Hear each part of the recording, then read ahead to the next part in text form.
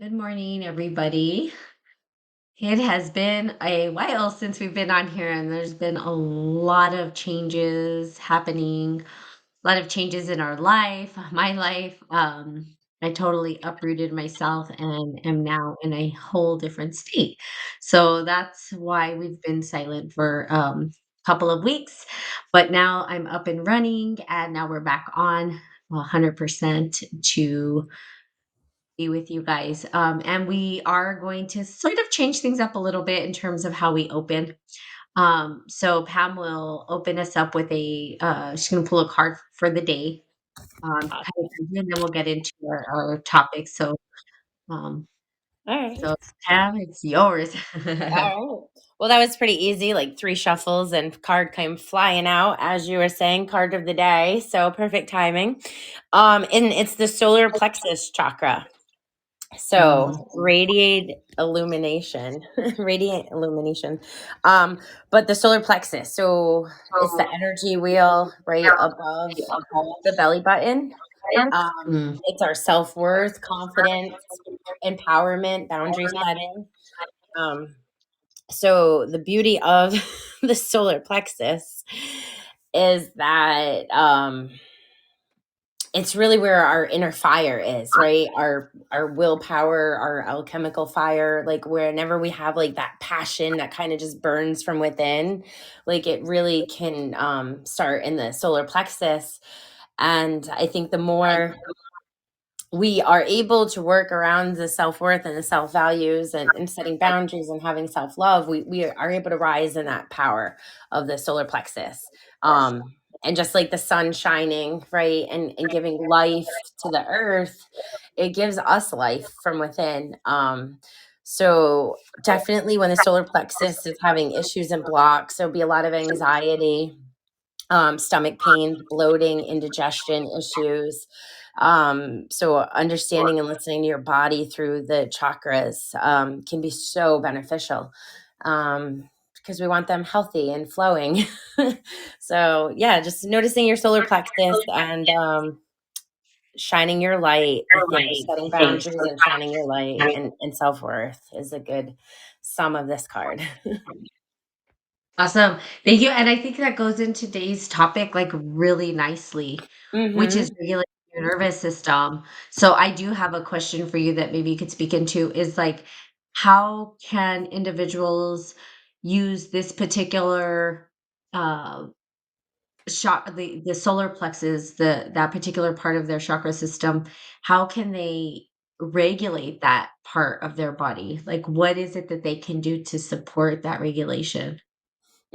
That's a good one. Well, I know for me personally, I think grounding. Sometimes, like you can just feel really off, right? Especially when like anxiety, panic attacks, things like that happen. I think to high numbers of the population on a daily basis. So it's really feeling safe and secure and grounded in your body and breathing, right, having those deep long breaths into the stomach where you're bringing in the calming energy, talking about the nervous system, right, and self-regulating. It's like you're trying to calm yourself down, rather than having that stomach all amped up and twisted and knots and in the pain or whatever. So the more that you can bring in the calming breaths and know, like, I'm safe, I'm grounded, and then working through it, really, I think that's the thing too, is try to understand what is the energy that's blocked there, or what is the energy that's being, transmuted or released, especially around anxiety and fears. Usually we're living out of alignment, the ego is blocking us, or keeping us in a comfort zone when the soul is trying to nudge us forward. So that can cause inner chaos that feels very uncomfortable. Mhm, mhm. Yeah, I know, and I think, from my understanding, like, the solar plexus seems to where a lot of energy is getting, like, stuck for individuals, right? Like, would you say that, and in society, because you said anxiety, like, is that where anxiety sits, is in the solar plexus, or would it be anywhere else within the chakra system? Well, I mean, I think definitely it depends on the person, you know what I mean, the type of trauma, type of wounds, the current situations, because the body holds on to everything, right? And I feel like stress and anxiety, we all carry those in different places of our body. Mhm. Um, but I feel like the stomach usually really is that right, that second gut, that brain that we Mhm. ignore and we don't listen to. Mhm. And Mhm. so I think that's why like anxiety piles up so much in the stomach, because there's a lot more happening there that we're just not consciously aware of.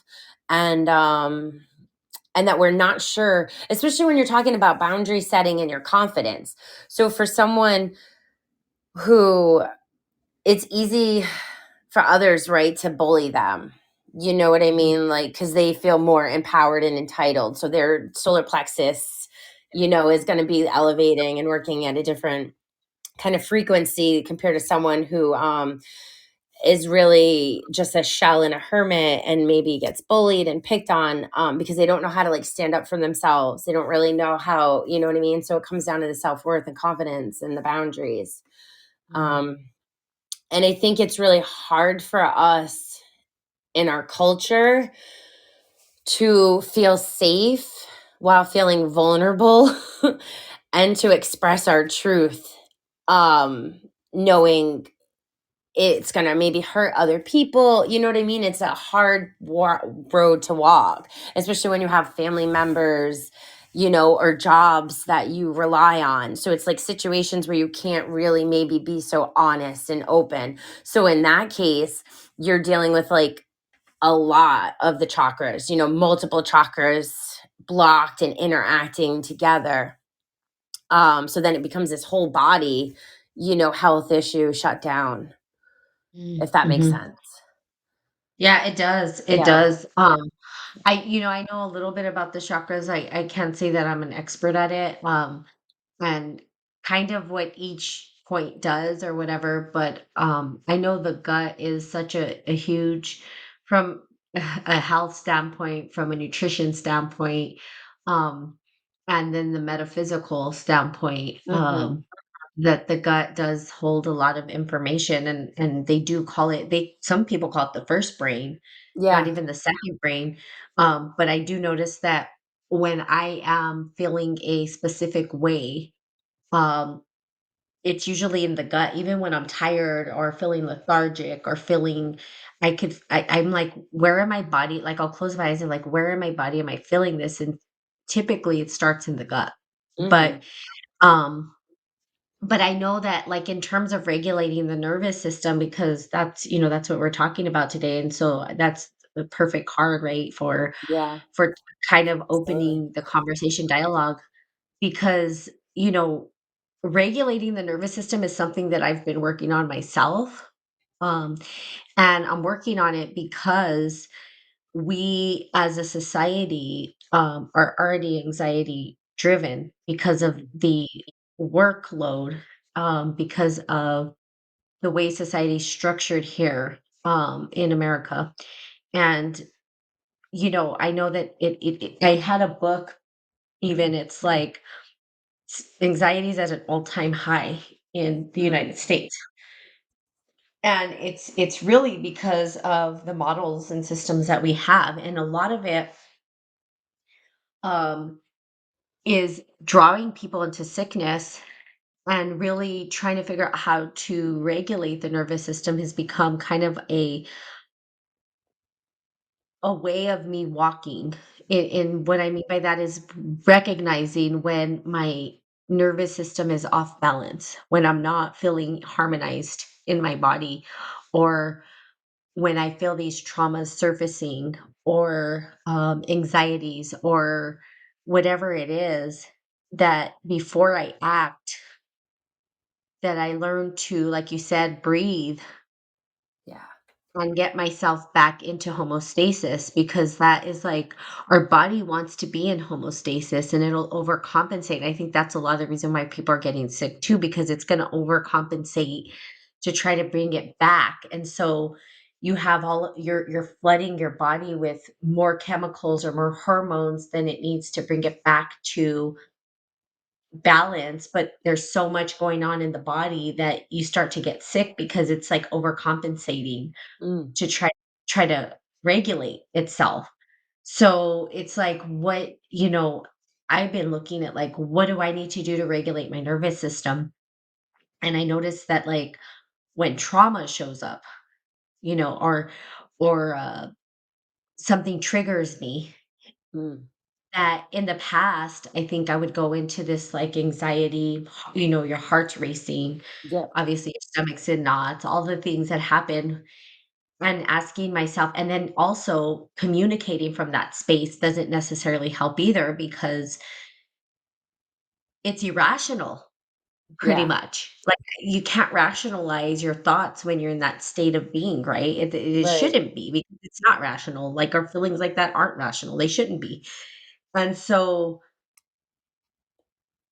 basically what happens is that, typically people will either say things that they don't mean, or they'll hurt people, or they'll act out in haste, not able to come to that homeostasis. And usually it's because they're looking for maybe something outside themselves to regulate their system rather than like focusing internally and understanding how to regulate their nervous Right. system when they're in those states of being.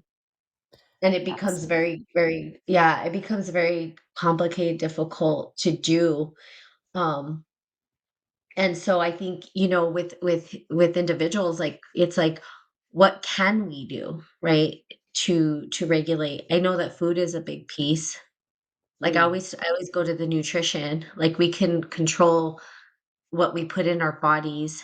And I know that there are foods that will heighten that anxiety. And if we can eat foods that at least can help regulate our nervous system, Right. um, that are healthy, that's one thing, right? But then breath is like a huge one, the breath Yeah, work. absolutely. I agree because I realized, like I always hold my breath. Like years ago, Uh, I was like when we were taking our classes, and we're doing all these different breath work exercises and techniques, and I'm like, wow, I really truly hold my breath like all the time. And that's something I've had to put a lot of intention and practice around, just gaining the self-awareness and breathing with intention, because even that can completely alter, and shift the energy. yeah, I agree. And I do think like it's funny because the breath, God, it's such a people don't realize how powerful breath is. Like Mm. how healing it is. Oh And yeah. even so I used to substitute, I know you teach as well, but when I was substituting and I was substituting elementary, my thing, even to regulate, you could even see that system as a nervous system, right? A bunch of kids and, that whole Yeah. to regulate them, I would always say, "Okay, everybody pause.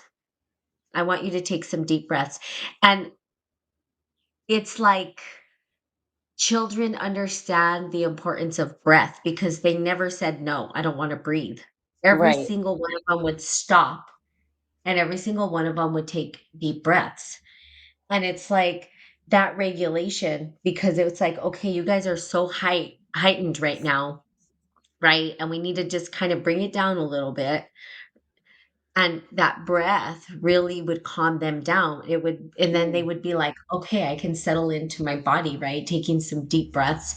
And I don't think people realize how powerful, uh, deep breaths can be to regulate your system. Like, Yeah. honestly, it's a really powerful tool, that people can utilize instantaneously. But it's like the awareness of like, "Okay, this is showing up. Now I've gotta take the deep breaths," right? Because it's like the remembrance of, like, taking the deep breaths too. Because as you know, when you're in the heat of the moment or in the thick of it, it's not always easy just to pause and take a breath. Sometimes you just wanna punch someone in the face. Not that you're gonna punch them in the face, but you know what I'm saying?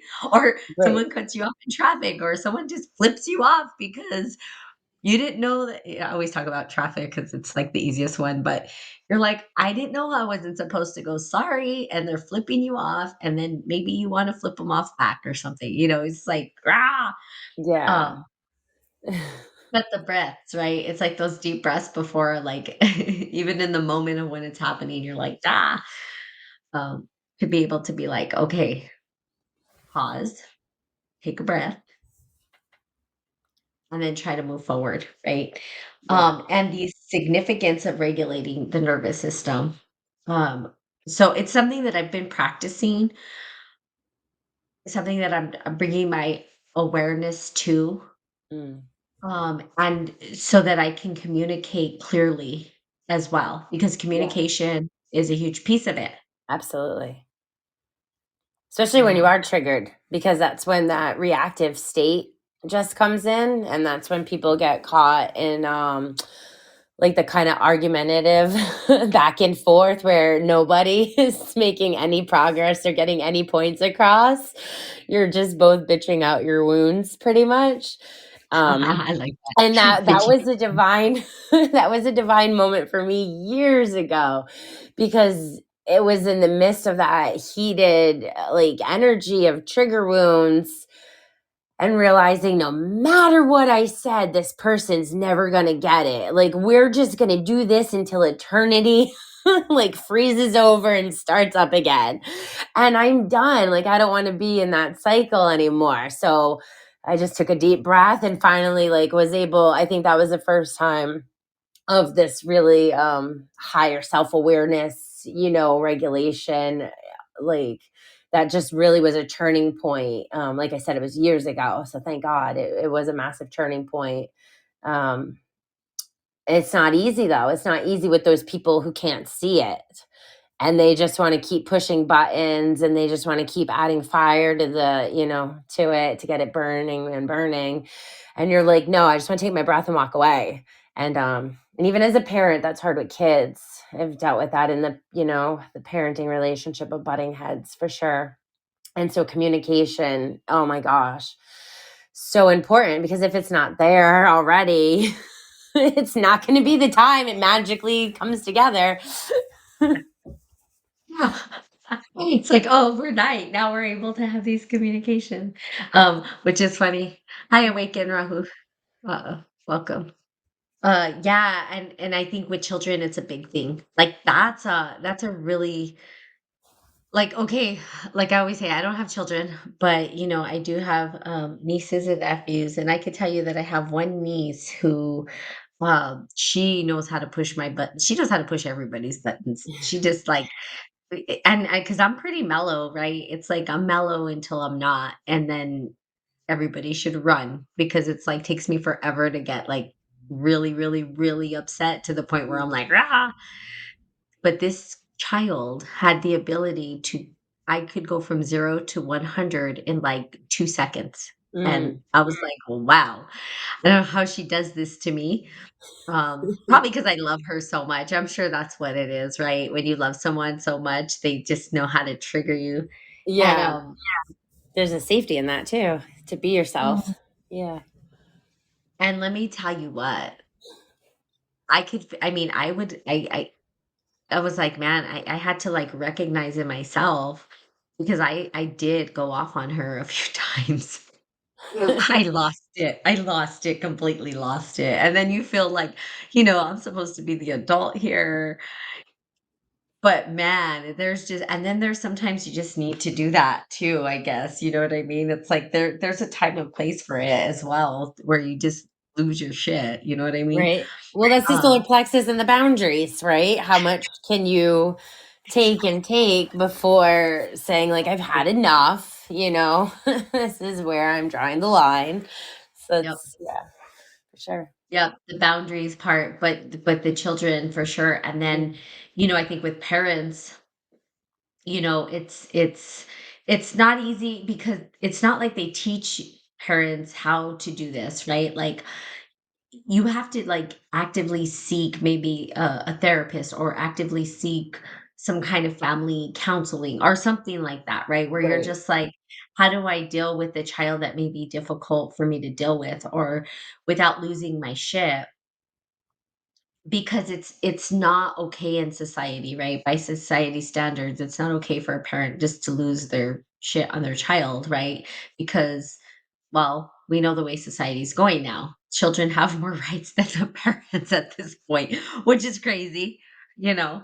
Um, where, they could go get in trouble if they're disciplining their children in a specific way, but I think it's not okay to not have a space for parents to be able to, talk about these things, or talk about how hard it is to not lose your shit with your children. You know what I mean? Mm, absolutely. It should be taught as classes. I know, like, being in elementary school, like, I think it's way like, we never had that. We didn't do yoga, we didn't do breathing exercises, but being in there and subbing and teaching and going in different classrooms, back when I did that, that was the really cool thing of seeing how they are at least incorporating it, but I think it's so brief. It's only like the surface level, especially for young children when like they don't even understand emotions, you know what I mean? Learning to self-regulate, understanding like okay, everybody has a window of tolerance, right? And this is our comfort go zone, and then you Uh-huh. either go down or you go up, and when you it's hard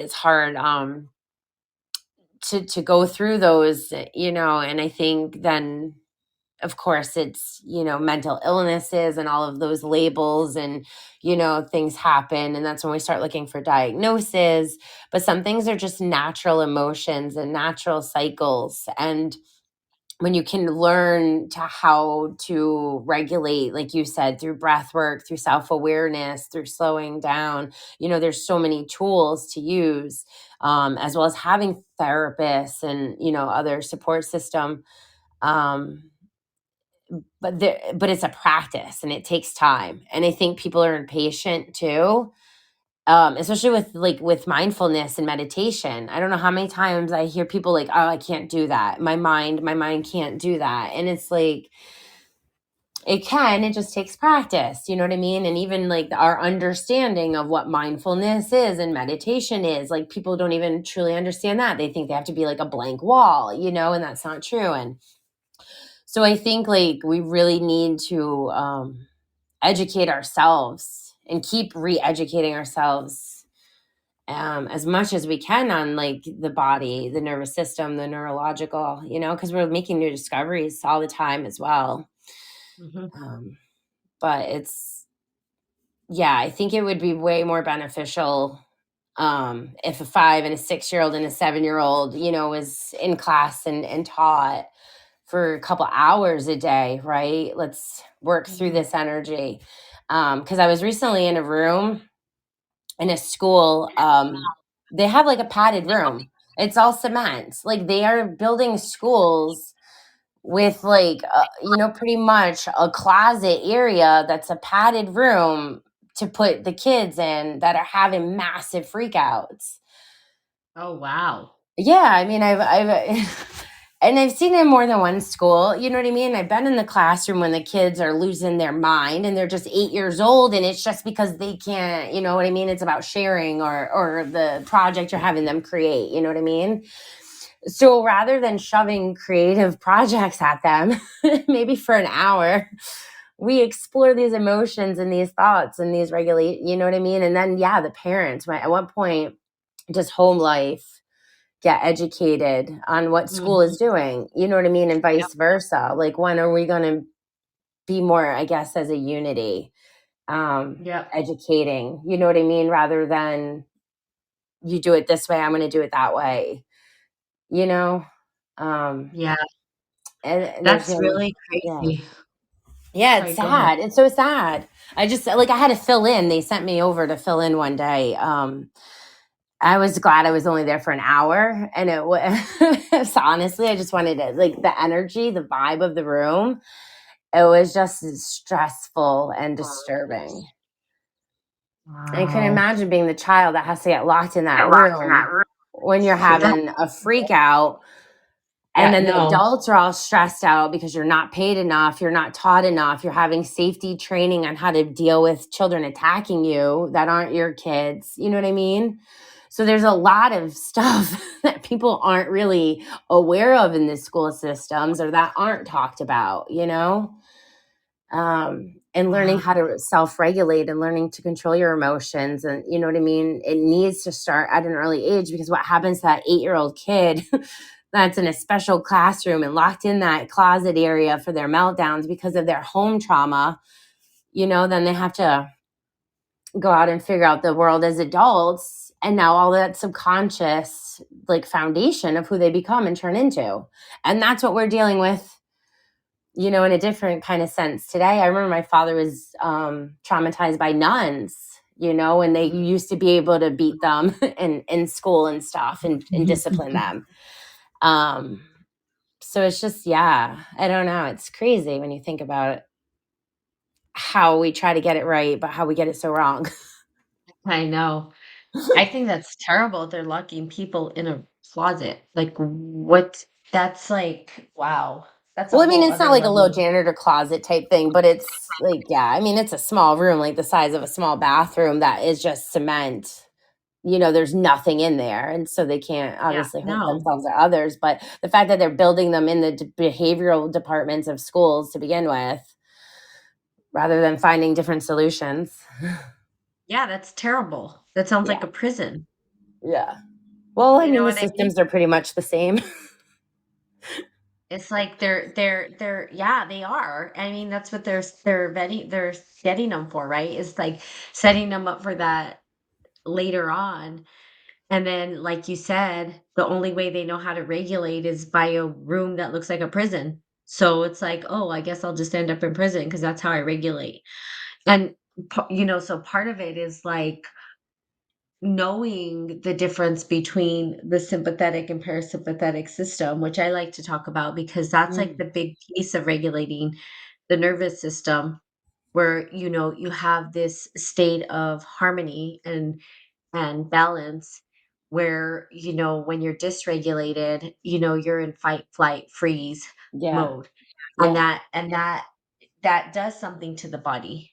Yeah. It it it it releases chemicals in the body, Yeah. I when like you're it. in It's that state. described as like the gas or the brake. You're slamming Uh-huh. on the gas, or you're like, you know what I mean? Or like, yeah, slamming on the brake. So what Accelerating. does that do to the body and all the hormones, right? Yeah, and then it's so and that's another reason why I think, really talking about regulating the nervous system is so important too, because it's like it it's about health as well, because the more regulated you are, the healthier you're gonna be, right? The Mhm. more mental Absolutely. clarity you're gonna have, the easier it Yeah. is gonna be for you to develop, Yeah. um, 'Cause you're not carrying all that in part stress. You're that's able. right. Yeah. Mhm. And then you're able to drop into that creativity of whatever, and it does start when you're young, and I think as adults, you know if you're working with children, like, I think that's an important thing, is like, how do you support the child and teach them healthy ways to regulate their system? Um, you know, I know that, like, sports and stuff like that is a lot of, like, parents will say, "Well, do sports or whatever, or run or whatever." I think for me as a child, it was walking. Like, I just needed to walk. When I was upset, Mm. I just needed to walk. I just wanted to walk. I wanted to just go. And it's the same as an adult. Once I'm done taking a walk, Yeah. I'm fine. It's like it just does something to me, just walking. Yeah. Um, and teaching them. But even as an adult, it's like finding those strategies to help you maneuver through that. When things are, even in your life, when things aren't going good, it's like, well, what do I need to do to self-regulate? And I think a lot of what happens is people turn to drugs. Mhm. This is where we see, like, in the developmental phases of people, right? They'll turn to drugs to try to regulate or try to get rid of, right? Because a lot of Yeah. people are trying to get rid of these feelings, which they don't go away. um and so they'll self-medicate, they'll do all these things, and a lot of it too has to do with culture. I mean, it's such a huge topic, but culture not allowing rites of passage to Yeah. happen as well, because that's something that's been completely taken out. I think, and I don't want to glamorize what happened in the past because I didn't live it, but we do know culturally that a lot of these different tribes had rites of passage for children, Yes. rites of passage for adults, rites of passage for elders. They even did the rites of passage in death, right? And so those things were part of the culture. Yeah. And we don't have that as a society. There Right. is no initiation, there is no rites of passage, there is no real, I would say, we have the shadow side of rituals Yeah. instead of the healthy side. We've ritualized things in an unhealthy way, Yeah. and drugs is one of them, right? And so you're looking to regulate your system. I know I did. I was an alcoholic at one point. I liked downers, right? Because I was too, so I wanted to be calm. I was trying to calm my nervous system, taking pills, doing stupid shit, right? Just dumb things. And in that, I was really searching for a way to bring myself back to homeostasis. I wanted to feel okay. I Hmm. didn't want to feel I didn't e- and then I didn't even want to experience what I was experiencing. In a way, I was like trying to escape Yeah. the reality that I was living in. And I did that using alcohol and taking pills, because I'm like, well, this helps me escape into this fantasy world where I can feel regulated, but it was a false sense of regulation. Like, you cannot regulate the nervous system through drugs. It's just not possible. I mean, you can use, I will say, I shouldn't say it's not possible, because you can use, I believe, microdosing on, specific things that are natural herbs, which Mm. I believe. But using pharmaceutical stuff is like, or just like I said, the way that they've ritualized these things to help us to regulate our system is just harmful to the body. It rips it Yeah. apart, right? Yeah. And then you're Um, still relying on an outside source that that's right. is not you, Uh-huh. to to Yep. to keep you running smoothly or operating, um but Mhm. when you're able to, I think, be more resilient in your own healing process, Mhm. and work on your own Mhm. practices, then over time it becomes easier. And now I can look back and I'm like, holy crap, I've totally reprogrammed my Mhm. brain, right? The Mhm. neurological Mhm. aspect of the negative to the positive, and completely have Mhm. rewired my nervous system. And a lot of that has definitely been through the chakras. Mhm. And working with each chakra individually, at certain times to clear away whatever's coming up, because it's all interconnected and it's all one. So it doesn't matter what perspective I think you're looking at the human body, if it's more Mhm. scientific or more mystical, um it's all like correlated and overlapped. Mhm. Yeah, and the Yeah. more, like, we just need to empower ourselves by having a connection to our body Mhm. and just being present with it, and understanding, that discomfort isn't a bad thing, Yeah. and getting comfortable with the discomfort again builds the resiliency in you. It strengthens you. There's so much personal growth. And I will say, like, you're talking about initiation and rite of passage, for me it's been that plant medicine journey that I never sought out from an ego place. It was something that was a calling. And now, like, we just did a powerful past weekend, and breath work, like, before I even touched the psilocybin, just going through an hour of breath work, was so it removed so many layers. And it was a room full of people, like, crying and screaming and just really tapping into, like, the pain and releasing it. And then, to feel your body after such an intense hour where you're like a participant, right? You're willing, you're not going to hold back. You're willing to embrace it all and let it all out. You don't care how you look or what you sound like. To come out of that, it's so beautiful. And then you can feel the energy, like you've just shed all of this weight and all of this heaviness. So I think finding the practices that work for the individual person and giving time and dedication to those things, rather than trying it once and being like, oh, it's too hard. You know what I mean? I think we sometimes just take the easy way out because we just want to comfort ourselves, but we really need to just get comfortable in the discomfort and see what it's truly teaching us.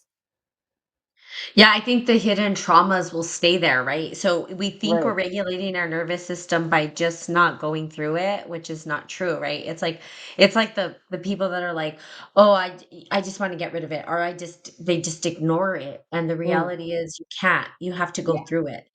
And Right. and going through it is like so it is uncomfortable. It's not a comfortable thing, but when you're learning it and you're moving through it and regulating the nervous system for me is more of like facing the trauma and then finding a practice that can help me back to that homeostasis, right? Where Hmm.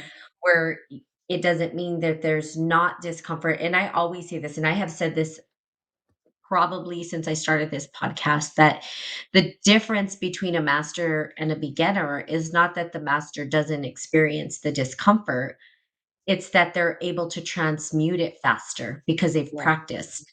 And so it almost seems seamless that, they're just regulating their nervous system faster. They're able to. And I think a lot of that has to do with, bless you, has a lot to do with how um maybe even, this just came to mind that, perhaps the the monks or the individuals who have practiced mindfulness meditation or just meditation in general, that they are able to reach those states of bliss because they can regulate their nervous system faster. And that's really Hmm. what they're doing. It is regulating the nervous system. And like you said, there's different language for it. Maybe it's balancing the chakras or, however you want to say it. It's just whatever language works for you, because I would say that regulating your nervous system is the same as balancing the chakras in your body, right? Being able Hmm. to find that balance and harmony, and we do use different language, but at least we have the language, and the language helps us to express what's happening in the body so that maybe we can move through it or you know balance it out or overcome or like you said, move through the discomfort. But you're absolutely right, and like you can't ignore the discomfort. Like that's ignoring it or pretending it doesn't exist or trying to get rid of it. That's not true, right? Because it's, if you looked at a person or the holistic experience of being human, right? If we looked at the whole experience, we do experience suffering. Like there is no getting around that. You can't get around that. It is part of our experience. And that experience of suffering is there for uh it's to teach us, to educate us, to show us something, to keep us, maybe alive even. And I would add that like the discomfort, sometimes the discomfort, yeah, it probably comes from perhaps our childhoods and may be there to help us grow as an individual. And I think we could ask those questions like, if I'm experiencing this discomfort, this trauma, how is it helping me grow as a human being? What is it Hmm. teaching me? What is it trying to show me? Rather than um, placing blame on it and then Mm, falling into sort of the, maybe more the shadow side of it, I would say, because it's like what I'm trying to say is like, if you look at it, the trauma, and you look at it, is it necessary? Well, that goes into a whole consciousness question, right? Is it necessary? Maybe it isn't. But as a species, a human species, we rationalize shit. You know Mm. what I mean? Like other nature doesn't do that. It doesn't rationalize, why it's hurt. It's not sitting there thinking, why am I hurt? Or, oh, why did that bird take my worm? And now or they're not saying, oh, that bird's nest is bigger than mine. They must be more important. Like they don't do that shit. Like we put all this unnecessary um trauma into our right? Like it's Yeah. but it is part of the human experience. Like, we're not gonna get around it. We could ignore it and act like it doesn't exist, but it does. Right. So we And cause our own suffering with the we mind, cause our like own over suffering analyzing exactly. everything. Uh-huh, uh-huh, and we do, and Yeah. but can we get away from that? No. So, how do we work with it is the question, right? Because we're not gonna just go ignorant and just be mind that kind of goes against the laws of nature or wants to. It's almost rebellious against the laws of nature, you know? And I think that rebellion against the laws of nature has been the reason why we've caused our own suffering. And by doing that, we've dysregulated our system completely, right? Yeah. So, it's pretty interesting to me, but how do we then come back to and this is kind of goes back to what I was saying is how do we harmonize with the laws of nature as closely as we can, you know, Mm. because we're still going to be defiant against the laws of nature. Like we are defiant. We don't want to we Yeah. want to we want to push the envelope and rise above it, right? It's Yeah. not I think, realizing that it's going to win. It's going to win. Nature's going to yeah. win. I don't know, but humans can't, you know what I mean? We try to defy Well, the laws of nature. Is yeah. that's I'm what thinking like that's where the ego is kind uh-huh, of uh-huh, separates uh-huh, itself, uh-huh, right? uh-huh, And uh-huh, puts uh-huh, itself on the pedestal and uh-huh. like thinks it's the best and the ruler of the Yep, world. yep. Doesn't see how it's connected to everything. Oh man. I think I had something I was gonna go with and now I'm like losing it. But yeah, I think surrender. You had said something like what comes next or whatever, what would that look like? But I think that's where you have to reach a level of surrender and trust so that you Mhm. feel like you're flowing. Um Otherwise, if you're just this forceful current Yep. trying to control everything, right? That's where the ego, I'm seeing the ego part. We just can't. And that's where we set ourselves up for disappointment. We set ourselves up for suffering because in our mind, we have created this picture that we were going to force into like a physical reality. And then when we get that awareness of like, no, you are only supposed to learn a lesson and move on. You know what I mean? That's when the ego and the soul like to kind of have that Jekyll and Hyde inner battle. And then we shut down, right? Because then it's like this lack of trust now. I don't know who to believe, my head or my heart. I start closing off, the heart space because God knows I don't want to feel that again. Um, but then what does it do? It just repeats the cycle because the heart is like, no, you need to embrace love. You need to open. This is why you're in a human body. So I'm just going to bring you more lessons and more tests to see if you can do it. And so, like, I think when we just get out of our own way and stop trying to Uh-huh, analyze it, label it, and just look and see what is this teaching me? What can I learn? It's not good or bad, right or wrong. I don't have to hold on to all of these people that come and go. We just surrender and we flow through life in a more trusting state. That what's meant for us is serving a purpose. And even recently, I'll tell you, I've had a huge perspective awareness change where I've gotten some flashes of the past and totally saw how, oh, that was the universe definitely protecting me. By removing them and removing that situation, like that was the universe completely having my back and protecting me. yep. And in the time I thought, like here it is, just another cycle repeating, or you know what I mean? Um, Yep. so I think when we can just step back from it and stop like causing our own suffering by trying to label it and understand it and just recognize its energy, right? Thoughts are energy thoughts, emotions are energy. It's looking at, I think, the ego's vulnerability and its fear around that, or soul's vulnerability and then ego's fear around that, Yep. in my own Yep. perspective. Yeah. And that's and it's just it's crazy. It's crazy how we yeah, humans, interesting. Like we just we're causing our own suffering. And part of it so is part of it's conditioning.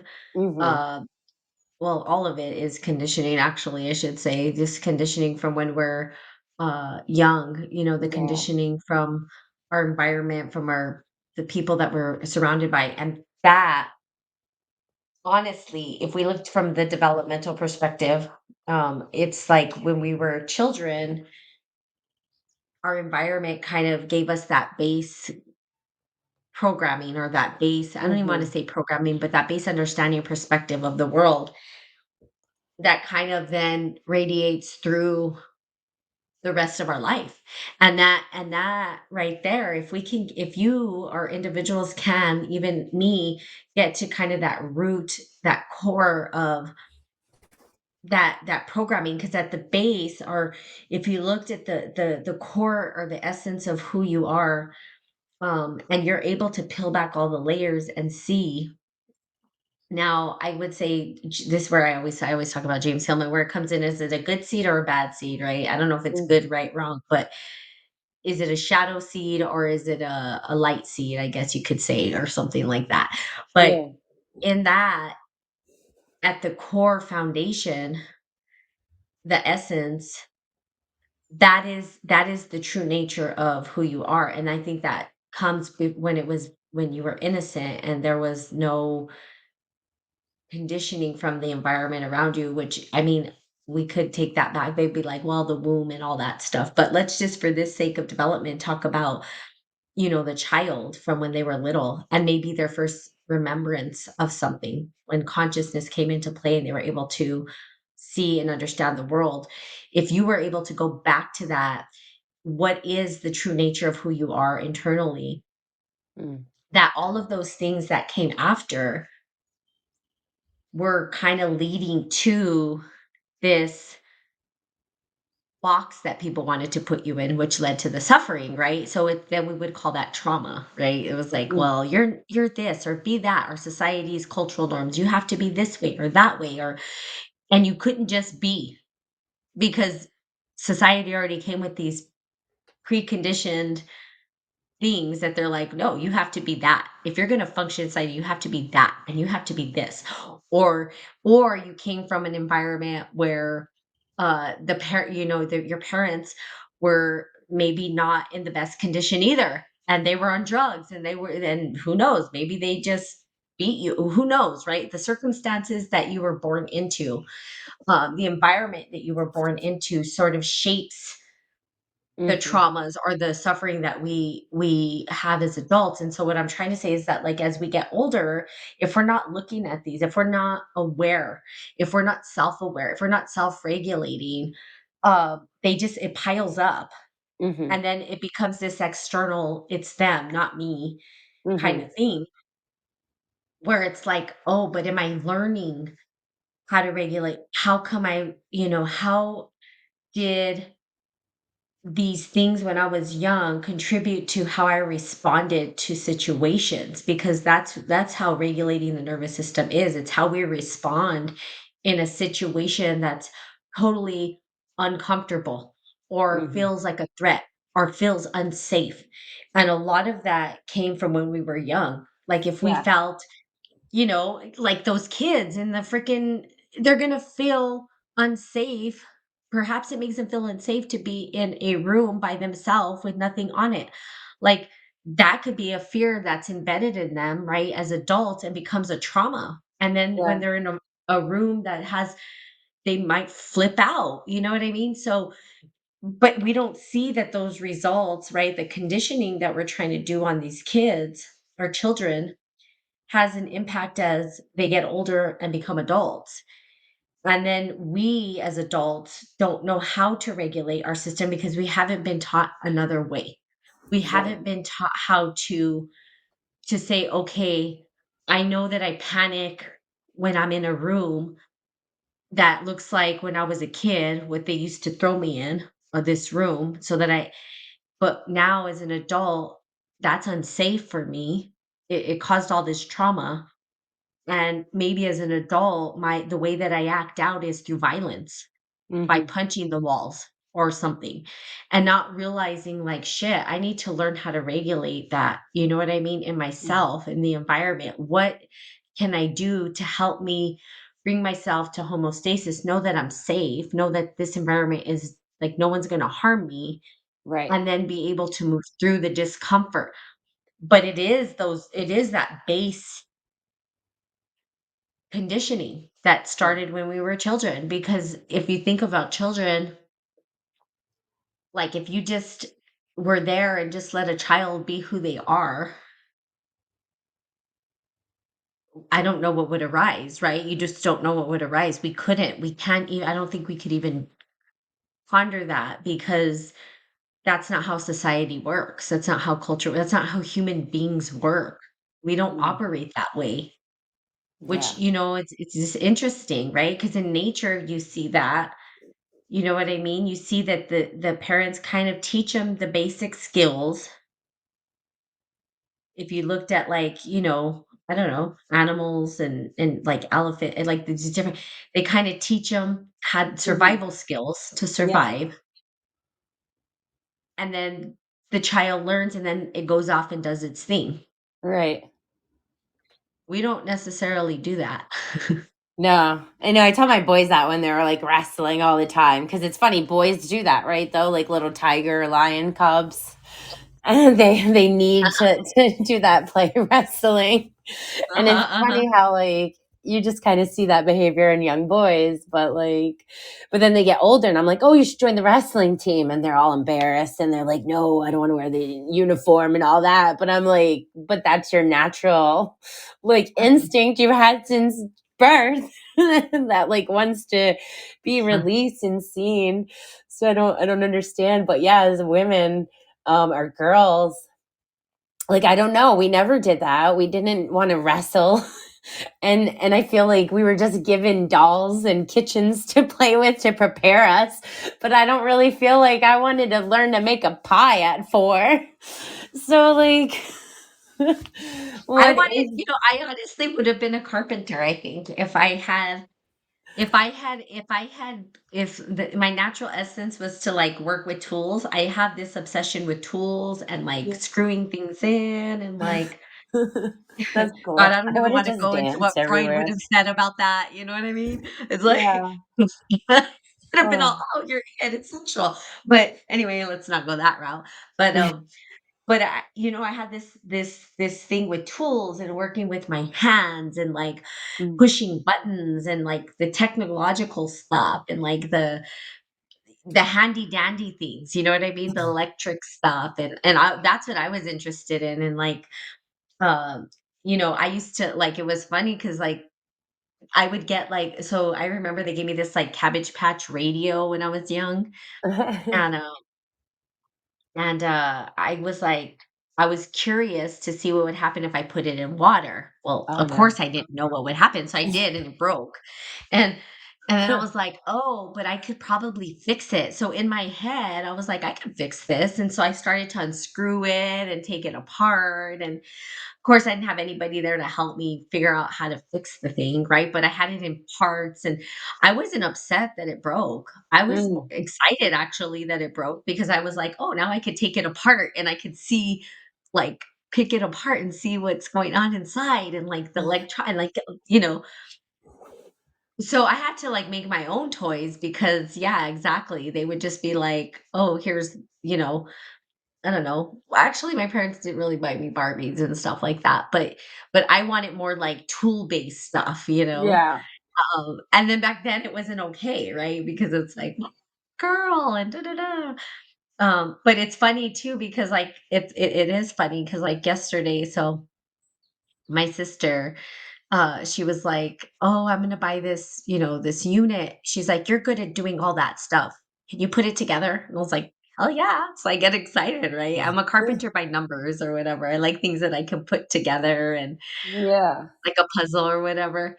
So, there I am putting it together and like just finding this joy in doing it. Like it's fun for me. I'm like, oh, this is fun. I just want to put like furniture together and screw things in and, you know, which is funny, but and part of that is too the sensory thing, Mhm. regulating your sensory Yep. stuff. Like that's another thing because we talked about breath work, but also touching things because I think when Right. people experiencing anxiety, they think that they have to uh, think their way out of it, and you Yeah. don't think your way out of anxiety. It's a feeling that sensory things help us to move through the anxiety, being able Mm. to touch things, Right. being It's able probably to, like and it helps. animals, right? We go to our pets. Yep, yep, Yeah. and it helps us to regulate the nervous system. Yeah. But I Yeah, think it's true. I that, wasn't even thinking about that. You're so right. oh, yep. And, like, yeah, if I had something to put together when I'm in anxiety, Mm. I'd be like, my whole brain would be on that, and then I'd be touching things and clicking things in and building my bookcase and my desk, and I get all excited about that stuff. And just working with my hands Mhm. helps me, you Yeah. know, to regulate.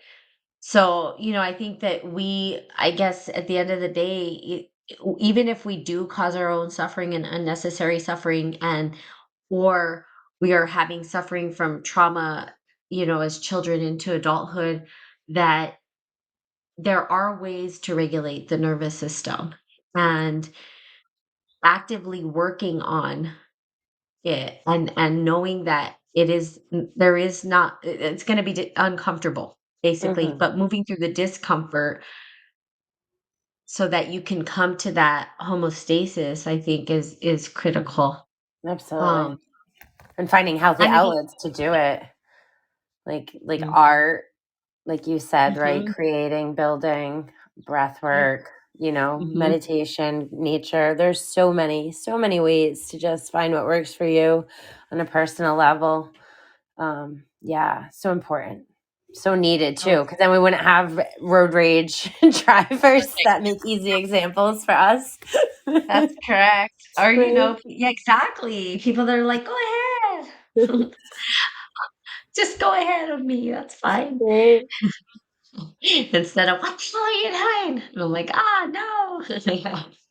Um, so yeah, so there you have it. I think we're coming up to like an hour now.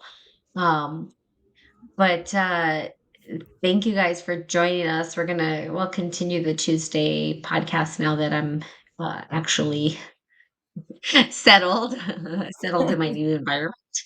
And then, um, you can follow us on Women of Consciousness on Instagram, Facebook.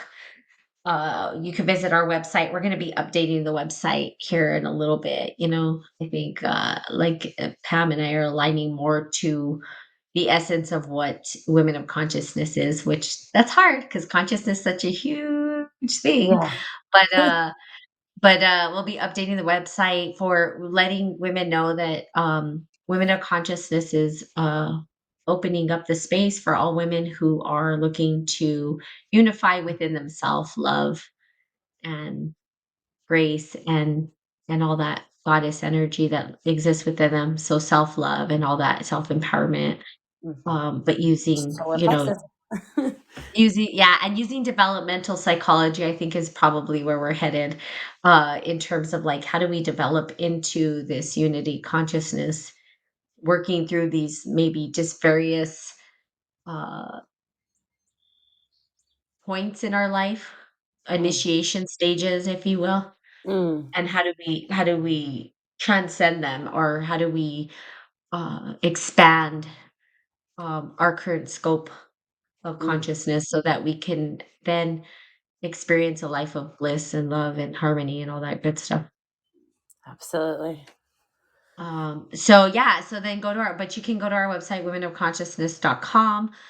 We do coaching. We also do readings. And you could reach out to us and we can see if you're a good fit for us, because that's what we want to make sure that we're a good fit all the way around.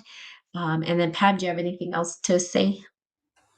No, that's it. Just super excited to kind of be back in our flow, right? I think that's the one thing that's been super helpful for us is that we just kind of surrender and go with the flow, and we're not trying to force anything. And we know when we need those breaks, and when life has other things that take front seat. And I think advice for just any of the listeners is just try and find your flow and surrender, so you're not overwhelmed or feeling like you're drowning, or trying and trying and getting nowhere. Just surrender and let go, and be open to what the universe has for you. I love that. Yeah. Awesome, possum. So love and light. We'll see you guys next week. Yep.